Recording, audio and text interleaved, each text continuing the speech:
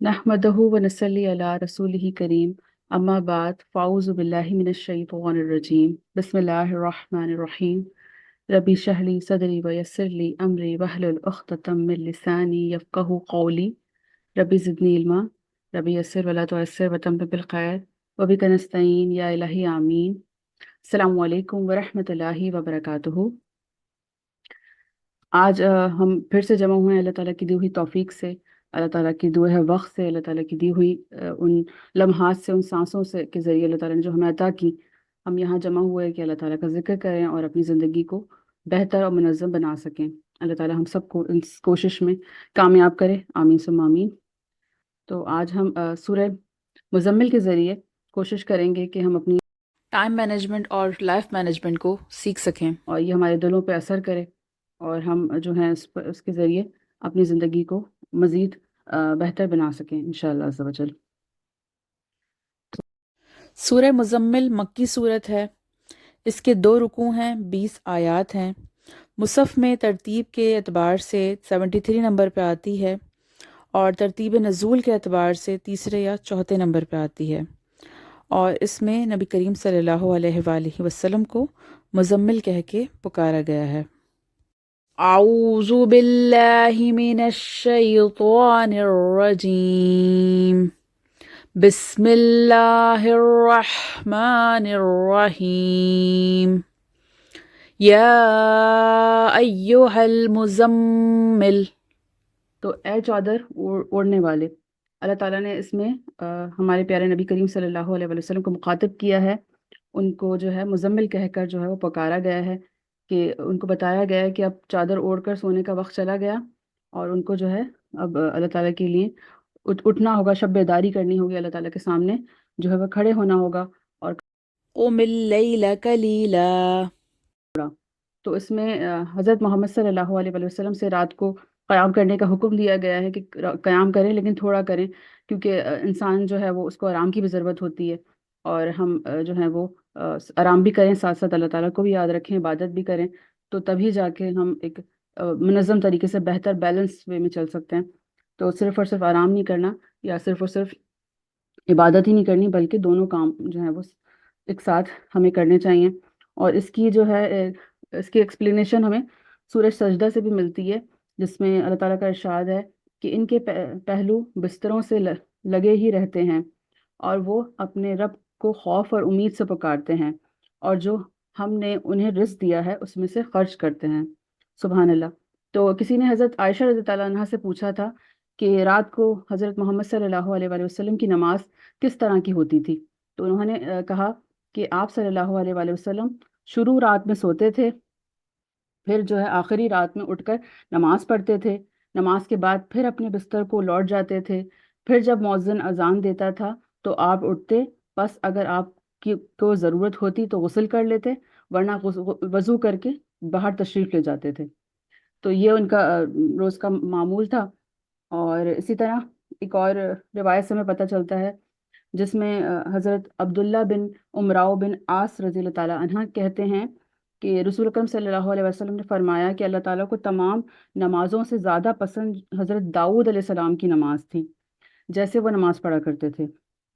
तमाम रोज़ों से ज़्यादा अल्लाह अज़्ज़ा वजल को हज़रत सैयदना दाऊद अलैहिस्सलाम के रोज़े पसंद थे, जैसे कि वो रोज़े रखा करते थे। वो निस्फ़ शब सोते थे, तिहाई रात को वो नमाज़ पढ़ते थे, फिर रात के चौथे हिस्से में सोए रहते थे और एक दिन रोज़ा रखते थे और एक दिन ना रखते थे। तो ये भी सही बुखारी की हदीस से हमें पता चलता है और इससे भी हमें जो है वो सीखने को मिलता है कि किस तरह से अल्लाह ताला को हमारे रोज़े और नमाज पसंद है। आयत नंबर 3, निस्फ़हु अविनक़ुस मिन्हु क़लीला। आधी रात या उससे थोड़ा कम कर लो। तो अल्लाह रब्बुल इज़्ज़त ने नबी करीम सल्लल्लाहु अलैहि वसल्लम को रात की क़याम का अंदाज़ा मुक़र्रर किया कि फरमाया कि मतलब आधी रात या इससे थोड़ा कम कर लो और आधी रात जो है वो जो बच जाए उसमें तो एक तिहाई में तहज्जुद अदा कर लें, अल्लाह ताला की इबादत कर लें, याद कर लें अल्लाह ताला को। आयत नंबर 4, औ ज़िद अलैहि वरत्तिलिल क़ुरआन तरतीला। या इससे कुछ इजाफा कर लो और कुरान को खूब ठहर ठहर कर पढ़ो। تو ٹھہر ٹھہر کر پڑھنے سے کیا ہوتا ہے، ہم تدبر کرتے ہیں، غور و فکر کرتے ہیں، اور اس پر جب ہم سوچ کرتے ہیں تو وہ ہمارے دل پہ اثر کرتا ہے۔ اور آپ صلی اللہ علیہ وسلم جو تھے، اللہ تعالیٰ کی رحمت تھی ان پر کہ وہ تہجد ادا کیا کرتے تھے، اللہ تعالیٰ کا حکم بجا لاتے تھے، قیام کرتے تھے، قیام اللیل کیا کرتے تھے۔ تو ہم پر تو یہ فرض نہیں ہے قیام اللیل، لیکن وہ نبی کریم صلی اللہ علیہ وسلم جو تھے ان کے لیے یہ مستحب تھا، واجب کے برابر تھا کہ وہ اللہ تعالیٰ کو یاد کریں اور اٹھیں اور رات میں عبادت کریں۔ ہمارے لیے ایک نفلی عبادت ہے، ہمارے لیے اس میں جو ہے وہ ثواب اور اجر تو ہے، لیکن اللہ تعالیٰ نے ہم پر یہ فرض یا واجب قرار نہیں دیا ہے۔ تو اسی طرح جو ٹھہر ٹھہر کا پڑھنا ہے، یہ اس کے معنی جو رتل ورڈ اس میں استعمال ہوا ہے، رتل کی جو ہم مفسرین کی تفسیر پڑھتے ہیں تو اس کی ہمیں ڈیٹیلز جو ملتی ہیں، اس کا مطلب ہوتا ہے بھلائی، خوبصورتی، آسائش، اور کسی چیز کو بہترین طریقے سے حسن کے ساتھ، سہولت کے ساتھ کلمے کو ادا کرنا۔ تو یہ ہمیں اس کی ڈیٹیل ملتی ہے، رتل کا مطلب یہ ہوتا ہے۔ تو چنانچہ کیونکہ رتل قرآن کے بارے میں ہمیں بتایا گیا ہے تاکہ دل میں ایک تحریک پیدا ہو کہ ہم قرآن کو مطلب جلدی جلدی سے ایسے نہ پڑھ جائیں کہ ہمیں سمجھ ہی نہ آئے کہ اس میں لکھا ہوا کیا ہے، یا صورتوں کو مطلب ہم کمپلیٹ کرنے کے چکر میں اس پر غور و فکر نہ کریں۔ تو اسی لیے ہمیں اسے ٹھہر ٹھہر کر پڑھنا چاہیے۔ اور یہ خاص جو رتل کا جو ہمیں حکم دیا گیا ہے، یہ خاص قیام اللیل کے لیے خاص ہے۔ ویسے تو ہم نارمل اسپیڈ میں پڑھ سکتے ہیں ڈیلی روٹین میں، اپنی 5 ٹائم کی جو ہم نماز پڑھتے ہیں، جو 5 وقت کی نماز ہم پہ فرض ہے وہ ہم آرام سے پڑھ سکتے ہیں نارمل وے میں، لیکن جو خاص اگر آپ قیام اللیل کر رہے ہیں تو پھر آپ کو اور زیادہ ٹھہر ٹھہر کے پڑھنا چاہیے، یہ ہمیں حکم ملا ہے۔ اور حضرت حفصہ رضی اللہ عنہا بیان کرتی ہیں کہ رسول اکرم صلی اللہ علیہ وآلہ وسلم جب اس سورت کو کی جب ترتیل کیا کرتے تھے تو اتنا زیادہ لمبا کر دیتے تھے کہ لمبی سے لمبی تر ہوتی چلی جاتی تھی، تو بہت زیادہ ٹھہر ٹھہر کے پڑھتے تھے۔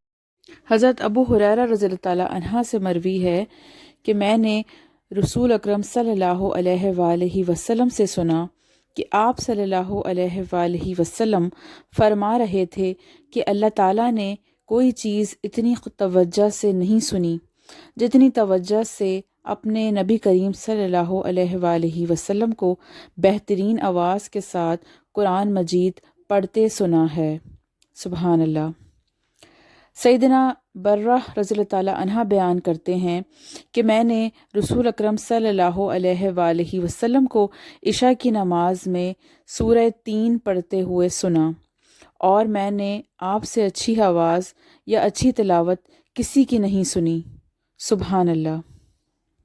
ایک اور روایت سے پتہ چلتا ہے کہ سیدنا برہ بن عازب رضی اللہ تعالیٰ عنہ بیان کرتے ہیں کہ رسول اکرم صلی اللہ علیہ وآلہ وسلم نے فرمایا، قرآن کو اچھی آوازوں کے ساتھ مزین کرو۔ سبحان اللہ۔ حضرت ابو ہریرہ رضی اللہ عنہ سے مروی ہے کہ رسول اکرم صلی اللہ علیہ وآلہ وسلم نے فرمایا، جو اچھی آواز کے ساتھ قرآن نہ پڑھے وہ ہم میں سے نہیں ہے۔ تو یہ بہت ضروری ہے کہ ہم قرآن کو جو ہے وہ اچھی آواز اور اچھے انداز کے ساتھ پڑھیں۔ اللہ تعالیٰ ہمیں اس کی توفیق دے، آمین ثم آمین۔ ام المومنین سیدہ ام سلمہ رضی اللہ تعالیٰ عنہ سے پوچھا گیا کہ رسول اکرم صلی اللہ علیہ وآلہ وسلم کی نماز اور قرات کیسی تھی؟ ام المومنین نے فرمایا کہ تم ان کی نماز سے کیا نسبت، یعنی تم ویسے کہاں ادا کر سکتے ہو؟ پھر فرمایا کہ آپ صلی اللہ علیہ وآلہ وسلم کی عادت تھی کہ نماز پڑھتے یعنی شب کو پھر سو جاتے اس قدر جتنی دیر نماز پڑھی تھی، پھر نماز پڑھتے اس قدر کہ جتنا سوئے تھے، پھر سوتے اس قدر کہ جتنی دیر نماز پڑھی تھی، یہاں تک کہ صبح ہو جاتی۔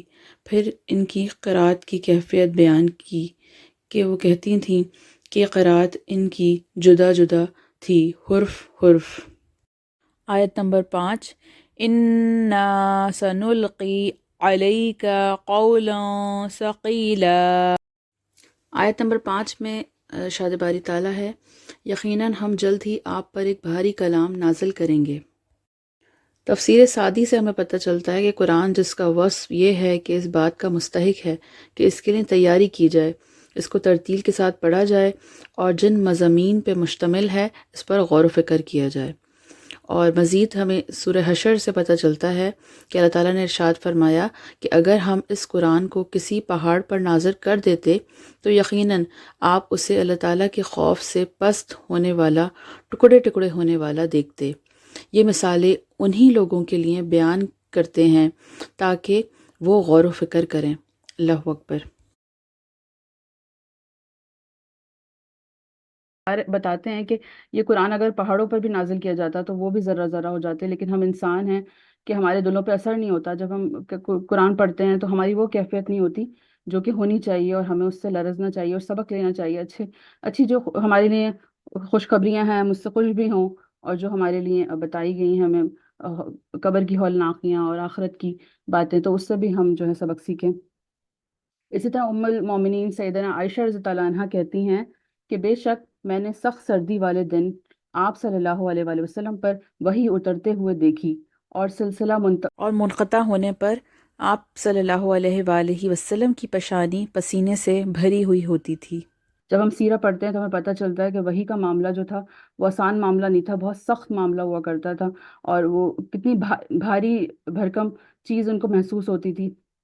یہاں تک کہ ایک صحابی نبی ایک مرتبہ آپ صلی اللہ علیہ وسلم کے پاس موجود تھے، اور ان کی ران ان کے آپ صلی اللہ علیہ وسلم کی ران کے نیچے تھی۔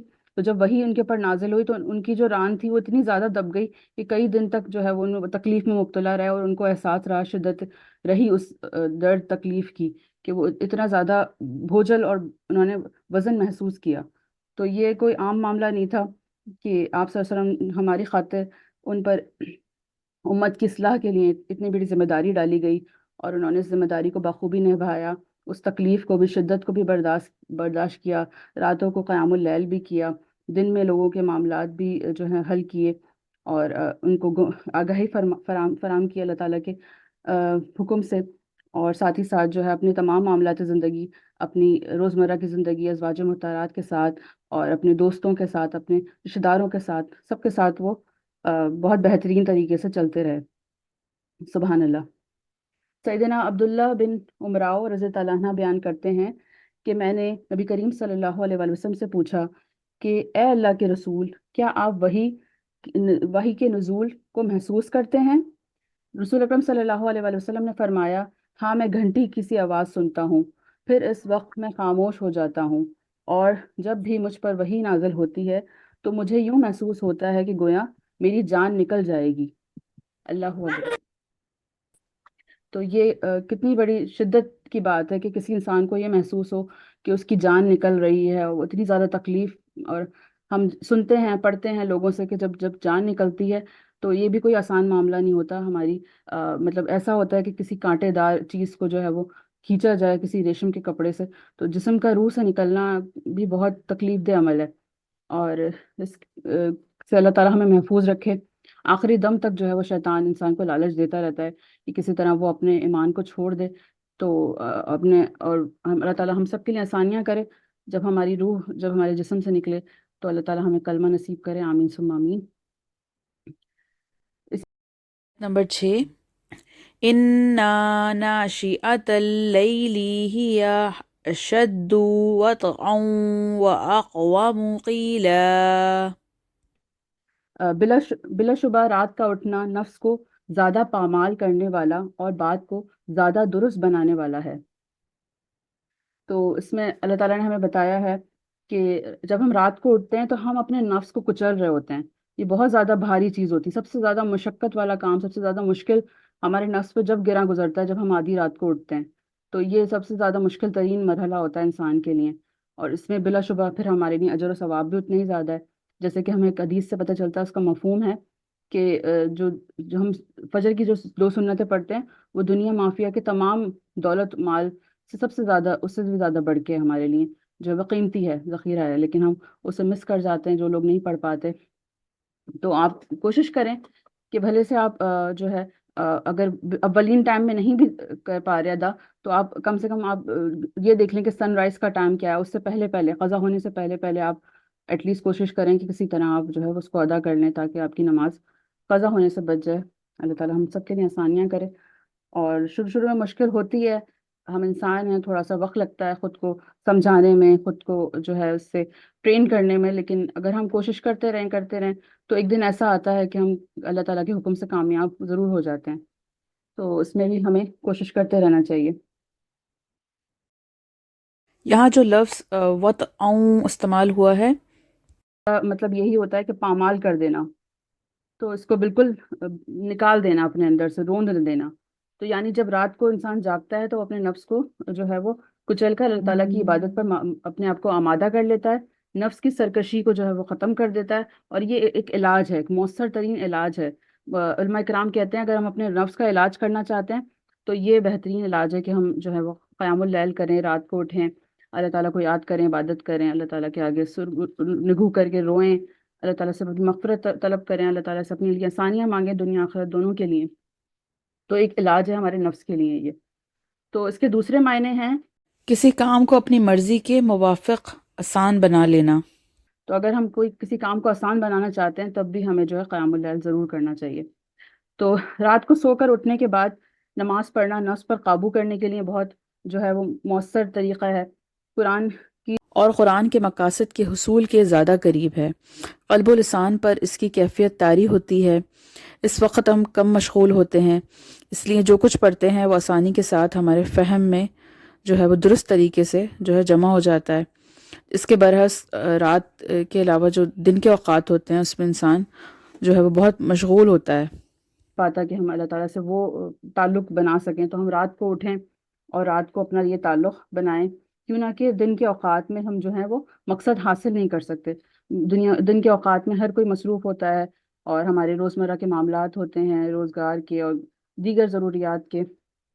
تو رات کے ٹائم جو ہے پرسکون ہو کے انسان جو ہے وہ اللہ تعالیٰ سے مخاطب ہو سکتا ہے، اور ہمیں روایات سے پتہ چلتا ہے کہ اللہ تعالیٰ جو ہے وہ آخری آسمان پہ جو ہے ہم سے بہت زیادہ قریب ہو جاتا ہے، ہماری اور زیادہ اللہ تعالیٰ کی تجلیات، اور اللہ تعالیٰ خود کہتا ہے کہ ہم مجھ سے مانگو، مجھے پکارو، میں تمہاری پکار کا جواب دوں گا، میں تمہاری کوئی ہے جو ہے وہ سوال کرے تو اللہ تعالیٰ اسے عطا کرے۔ تو یہ بھی ہمارے دل و دماغ کو بھی تازہ کر دیتا ہے صبح کا وقت، اور شور شرابے سے بچ کے جو ہے ہم ایک طرف جو ہے مرغوب ہو جاتے ہیں اور اپنے نفس کو بھی کنٹرول کر لیتے ہیں۔ آیت نمبر 7، اِنَّا لَكَ فِي النَّهَارِ سَبْحًا طَوِيلًا۔ یقیناً دن میں آپ کے لمبے کام ہیں۔ تو اس میں اللہ تعالیٰ نے ہمیں بتایا کہ دن میں تو ہم سب مصروف ہوتے ہیں، ہمارے کئی مشاغل ہوتے ہیں، ہم کئی کاموں میں جو ہے وہ بزی ہوتے ہیں، تو ہمیں وہ فراغت نہیں ملتی کہ ہم جو ہیں وہ اللہ تعالیٰ کی طرف مرغوب ہو سکیں۔ آیت نمبر 8، وَاذْكُرِ اسْمَ رَبِّكَ وَتَبَتَّلْ إِلَيْهِ تَبْتِيلًا۔ اس کے آگے ہے کہ اپنے رب کا نام یاد کرو اور ہر طرف سے منقطع ہو کر اس کی طرف متوجہ رہو۔ تو ہر چیز سے منقطع ہونا ہے۔ دن میں آپ کو 10 طرح کی ڈسٹریکشنز ہوتی ہیں جو آپ کو اپنی طرف اٹریکٹ کر رہی ہوتی ہیں، آپ چاہتے نہ چاہتے، آپ لوگوں کی طرف، آپ گیجٹس کی طرف، آپ ٹیکنالوجی سے اور آپ اپنے کاموں سے اتنا زیادہ ڈسٹریکشنز ہوتی ہیں کہ آپ منقطع ہونا آپ کے لیے ناممکن سا ہو جاتا ہے۔ حالانکہ یہ بہت بڑا ٹاسک ہے، مشن ہے کہ آپ اپنے آپ کو کسی طرح ایک ایسا اپنا شیڈیول آپ ڈیزائن کریں کہ آپ بالکل فوکس ہو کے کام کریں، آپ جو کام کر رہے ہیں آپ وہی کریں، آپ کے ذہن پہ 10 چیزیں سوار نہ ہو، ورنہ آپ جو ہے وہ اگر فوکس سے جو کام کرتے ہیں اس کے نتائج الگ ہوتے ہیں، اور جو کام آپ ڈسٹریکشنز کے ساتھ کرتے ہیں وہ کبھی بھی جو ہے بہترین نتائج کے ساتھ جو ہے سامنے نہیں آتا۔ تو اسی طرح یقیناً آپ اللہ تعالیٰ کا ذکر جو ہے ہمیں کثرت سے کرنا چاہیے، اس میں تسبیحات بھی آ جاتی ہیں۔ اور آپ لوگوں سے میں پوچھنا چاہوں گی کہ تہجد میں اور قیام اللیل میں کیا فرق ہے؟ کون بتائے گا؟ جی، قیام اللیل میں اور تہجد کی نماز میں کیا فرق ہے؟ تہجد جو رات کی نماز ہے، قیام اللیل رات کو عبادت کرنا، سیم جو ہے۔ سیم چیز ہے؟ تہجد بیسیکلی رات کی نماز کو کہتے ہیں نا، اور قیام اللیل بھی رات کو اٹھ کر عبادت کرنے کو کہتے ہیں۔ جی، اور کون بتائے گا؟ جہاں تک میرا خیال ہے کہ یہ جو آخری پہر میں ہم تیسرے پہر میں عبادت کرتے ہیں وہ تہجد ہوتی ہے، اور اس میں اگر آسانی کے لیے جیسے حضرت ابو بکر رضی اللہ تعالیٰ عنہ پڑھتے تھے کہ وہ عشاء کے ساتھ ہی پڑھ لیا کرتے تھے، اور قیام اللیل جو ہے وہ پوری رات میں کسی بھی ٹائم ہو سکتا ہے، جیسے ہم رمضان میں تراویح پڑھتے ہیں۔ مجھے تو اس کی یہی سمجھ آئی ہے۔ جی، اور کون بتائے گا؟ قیام اللیل میں اور تہجد میں کیا فرق ہوتا ہے؟ تو قیام اللیل کا مطلب ہوتا ہے رات کی عبادت، جیسے کہ بندان نے بھی بتایا، تو الحمدللہ جتنی بھی رات کو ہم عبادت کرتے ہیں اس عبادت میں اسپیسیفکلی صرف نماز نہیں آتی، بلکہ اس عبادت میں کچھ بھی ہو سکتا ہے. آپ اللہ تعالیٰ کا ذکر کر رہے ہیں، آپ کو کوئی صورت پسند ہے، آپ وہ صورت کی تلاوت کریں، آپ اس پہ غور و فکر کریں، یا کوشش کریں کہ آپ جو ہے ایک آیت ہی بھلے سے آپ یاد کر لیں. اگر آپ نیت کر لیتے ہیں تھرو آؤٹ دا لائف آپ پورا قرآن حفظ نہ بھی کر پائیں، لیکن آپ کی نیت تو ہے نا کہ میں چاہتا ہوں کہ میں قرآن حفظ کر لوں، یا چلیں ایک سورت ہی حفظ کر لوں. سورہ ملک کس کس کو یاد ہے آپ میں سے؟ ہینڈ ریز کریں. مجھے چلیں الحمدللہ. تو سورہ ملک بھی یاد ہونا بہت ضروری ہے، کیونکہ یہ جو ہے ہمیں قبر کے عذاب سے بچائے گی. اس سورت کو تو میری فیوریٹ سورت ہے. میں روزانہ اس کو نہ پڑھ لوں تو مجھے لگتا ہے کہ میرا دن اچھا نہیں گزرا. تو اس کو جو ہے وہ ضرور پڑھا کریں، اپنی ڈیلی روٹین میں شامل کریں. اور اسی طرح اور بھی بہت ساری صورتیں ہیں. قیام اللیل جو ہے وہ اس میں بہت ساری عبادتیں آ جاتی ہیں. جیسے کہ ہم اس میں چھوٹی سی ہم نے کوئی صورت لے لی یا کوئی آیت لے لی، اور ہم نے اس کو کوشش کیا کہ مجھے یہ پڑھنی ہے. میں نے جیسے کہ سورہ کہف، ہم ایوری فرائیڈے، آپ لوگ میں سے کون کون پڑھتا ہے سورہ کہف؟ بس ایک بندہ پڑھتا ہے، باقی لوگ کیوں نہیں پڑھتے؟ سورہ کہف بھی بہت ضروری ہے، بہت 2 لوگ پڑھتے ہیں الحمدللہ. تو سورہ کہف بھی ضرور پڑھنی چاہیے. ایوری فرائیڈے جو پڑھتا ہے اس کے لیے ایک فرائیڈے سے لے کے دوسرے فرائیڈے تک کا نور ہو جاتا ہے اس کے لیے. اور پھر اس کے لیے جو ہے وہ آسانیاں ہوتی ہیں، اللہ تعالیٰ کے اس کا ساتھ رہتا ہے اس کے اوپر. خیر ہی خیر ہوتی ہے اس کے لیے ایک جمعے سے دوسرے جمعے تک. تو یہ، اور ہمیں پتہ ہے کہ ہمارے نبی کریم صلی اللہ علیہ وسلم نے ہمیں بتایا ہے کہ فتنہ دجال سے بچنے کے لیے بھی ہمیں سورہ کہف ضرور پڑھنی چاہیے. اور اس کی جو سٹارٹنگ کی 10 آیات ہیں وہ ہمارے لیے بہت امپورٹنٹ ہیں کہ ہم اس کو یاد کریں اور اس کو پڑھیں. تو اللہ تعالیٰ ہمیں سے دعا ہے کہ ہمیں اللہ تعالیٰ توفیق دے. تو اس کو بھی کوشش کریں کہ آپ شروع کی سٹارٹنگ کی بس 10 کسی طرح کر لیں. تھوڑا مشکل ہوگا لیکن ایک ایک کر کے بھی کریں، تو اگر ایک مہینے میں ایک بھی کر لیں تو بہت ہے. تو 10 تو آرام سے 10 مہینے میں ہو جائیں گی. قیام اللیل کا مطلب ہے رات کا قیام، اور اس میں رات کی تمام عبادتیں شامل ہیں. اور اس کے بعد اور جو تہجد کی نماز ہے، تہجد ہمیں پتہ ہے کہ تہجد کا مطلب ہوتا ہے کہ ہم جو ہے نوافل ادا کرتے ہیں. تو 2 یا 4 آپ جو بھی آپ کی استطاعت ہے، آپ اس کو اٹھ کے فجر سے پہلے پہلے جو بھی آپ نوافل ادا کریں گے وہ تہجد کی نماز کہلائے گی اسپیسیفکلی. تو اس کے بعد آگے چلتے ہیں ہم لوگ. ہم نے ہاں، حضرت عائشہ رضی اللہ عنہا فرماتی ہیں کہ تمام اوقات جو ہے وہ اللہ تعالیٰ کا ذکر کیا کرتے تھے. آپ صلی اللہ علیہ وسلم کی یہ دستور تھا کہ جب بھی ان کو موقع ملتا تھا اللہ تعالیٰ کا ذکر کرتے تھے. اور یہ بہت ہی بہترین اور بہت ہی عمدہ کام ہے کہ کوئی انسان جو ہے اللہ تعالیٰ کو یاد رکھے اور ہر وقت اللہ تعالیٰ کا ذکر کرتا رہے. ہماری سوچوں میں، ہماری فکروں میں، ہمارے ہر لمحہ اللہ تعالیٰ ہمارے ساتھ ہو. جی آپ کچھ کہنا چاہ رہی ہیں ارسلہ؟ السلام علیکم ورحمۃ اللہ وبرکاتہ. وعلیکم السلام ورحمۃ اللہ وبرکاتہ. میں آپ سے یہ پوچھنا چاہ رہی ہوں، بھی آپ نے قیام اللیل کا ذکر کیا، تو جو قیام اللیل کا ٹائم ہے وہ عشاء کے بعد سٹارٹ ہوتا ہے؟ جی جی، جب عشاء کے بعد ہم نماز پڑھ کے سو جاتے ہیں اور سو کے اٹھتے ہیں، تو یہ جو آدھی رات کا جو وقت ہے نا ہمارا، ایک تہائی جو وقت ہوتا ہے، اس میں ہم فجر سے پہلے پہلے جتنی بھی عبادتیں کرتے ہیں وہ سب قیام اللیل کہلاتی ہیں. اچھا، جزاک اللہ خیر، مجھے نہیں تھا پتا. آمین بھیا کی کوئی بات نہیں، انشاءاللہ ہم سیکھیں گے. ہم سیکھنے کے لیے جمع ہوئے ہیں ایک دوسرے سے. آپ لوگ بھی مجھے بتا سکتے ہیں اگر کوئی آپ لوگ کو پاس کوئی ایسی انفارمیشن ہے جو آپ لوگوں نے جمع کی ہے، پڑھ کے آئے ہیں، تو ضرور شیئر کریں. اس کے ایٹ دی اینڈ میں آپ لوگوں سے بھی پوچھوں گی انشاءاللہ. تو جب بھی ہم فارغ ہوں تو ہم کوشش کریں کہ ہم کام سے، کسی بھی کام سے فارغ ہوئے تو فوراً اللہ تعالیٰ کو یاد کر لیں، کیونکہ یہ مومنین جو ہیں ان کا یہی عمل اور یہی ان کی زندگی کا مقصد ہوتا ہے کہ وہ اپنے اللہ تعالیٰ سے جڑے رہیں. اور جتنی بھی محنت مشقت ہم کریں اس میں بھی کوشش کریں کہ ذکر کرتے رہیں، اٹھتے بیٹھتے چلتے پھرتے. تو اس طرح ہمارے لیے آسانیاں ہوں گی انشاءاللہ. رب المشرقی و رب سورہ مزمل کی اگلی آیات انشاءاللہ اگلی قسط میں بیان کریں گے. اللہ تعالیٰ سے دعا ہے کہ اللہ تعالیٰ ہمارے علم میں اضافہ فرمائے. آمین ثم آمین. وآخر دعوانا الحمدللہ رب العالمین. سبحانک اللہم و بحمدک ولا الہ الا انت استغفرک و نتوب الیک. السلام علیکم ورحمۃ اللہ وبرکاتہ.